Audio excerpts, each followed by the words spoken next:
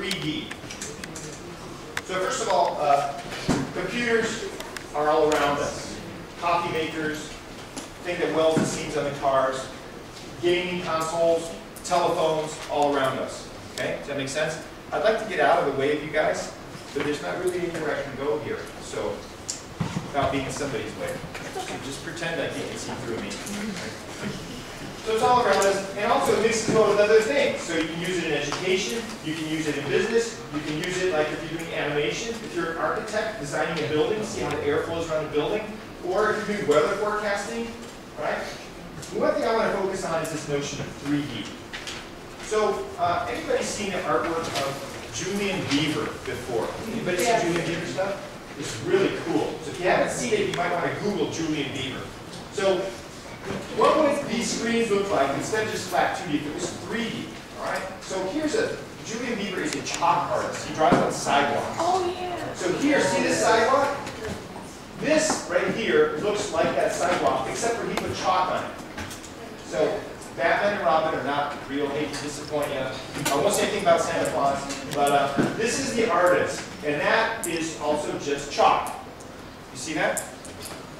So let's look at some other Julian Beaver examples. Here we have something with a big log sticking out or something. You're like, what is that? So we go over to that spot and look at it from there, and it looks like this.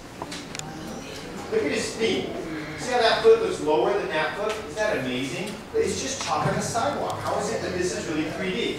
This is, I think, his daughter. It's called Meet Mr. Newt is the title on this one.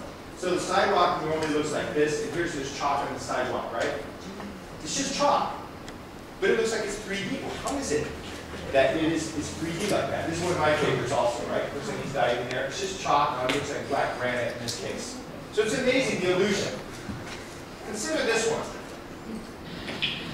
And here we have a video of a little dragon, and as you can see, as the camera moves, his head moves as well. So he watches your every move, works as well up and down. And so it turns out, though, that if we turn him around, we see how it actually works. It's an optical illusion. Here we can see it's paper, and it's hollow on the back.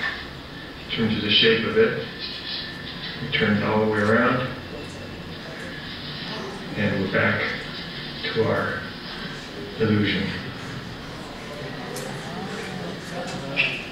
So there's a link to this on those little sheets of paper you have. That's like the third one down. You can print this out and try it out at home, cut it carefully. It's really cool. So again, this idea of 3D. I want to keep pushing on this idea of 3D.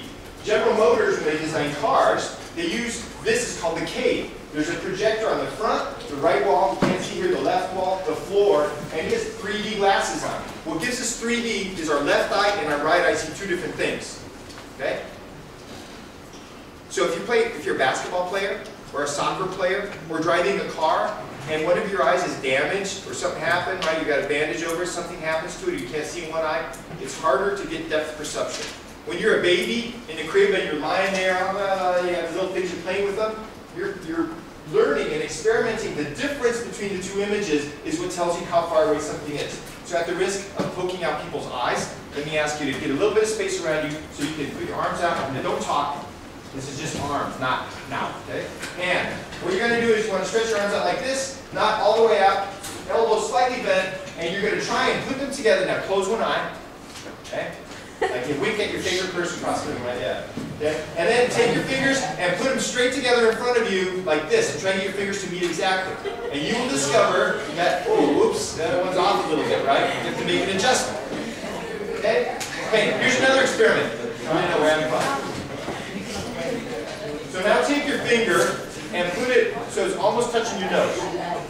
Now we all look like Martians, right? Make little funny sounds. Like, okay? Now close one eye and look at where your finger is relative to the background. Okay?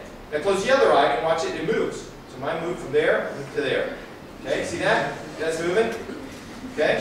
See that?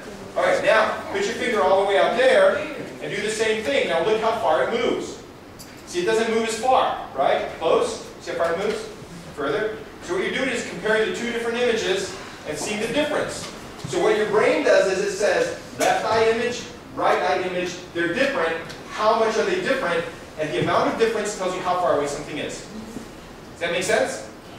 Okay, now we can take that same idea and we can expand that out a lot further. So let's say that you're in Wisconsin where you can actually see the stars, and one night you look at a particular star, that bright one right there, you keep track of where the sun is, measure the angle to that star. 6 months later, you go back to Wisconsin, it's like some miracle, you're still with the same person, and same thing, you look at the same star, okay? 6 months later, now this gives you a giant triangle in the sky. We know the diameter of the Earth's orbit, and if we know the diameter and we know these angles, we can compute the distance to the star. Big number, by the way. Okay? Then all you have to do is repeat that 2.5 million times for all the stars that can be seen from Earth. You with me on that? It would not be my favorite job. And you put all that together, and you have sheets and sheets of paper with lots of numbers that is hard to kind of experience and get into because it's just numbers on a page. But one of the things computers are good at is taking data and converting it into information. In other words, taking just raw numbers and putting it in some form you can do something with it. So here, what we can do is we've taken all this data and we've put it into a form that we can use.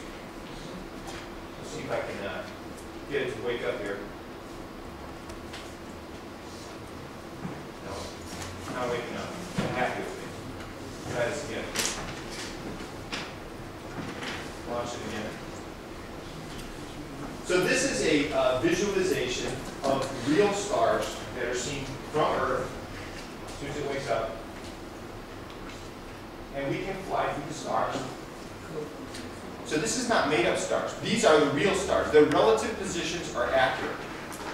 And this is a map. All those are stars? Yes.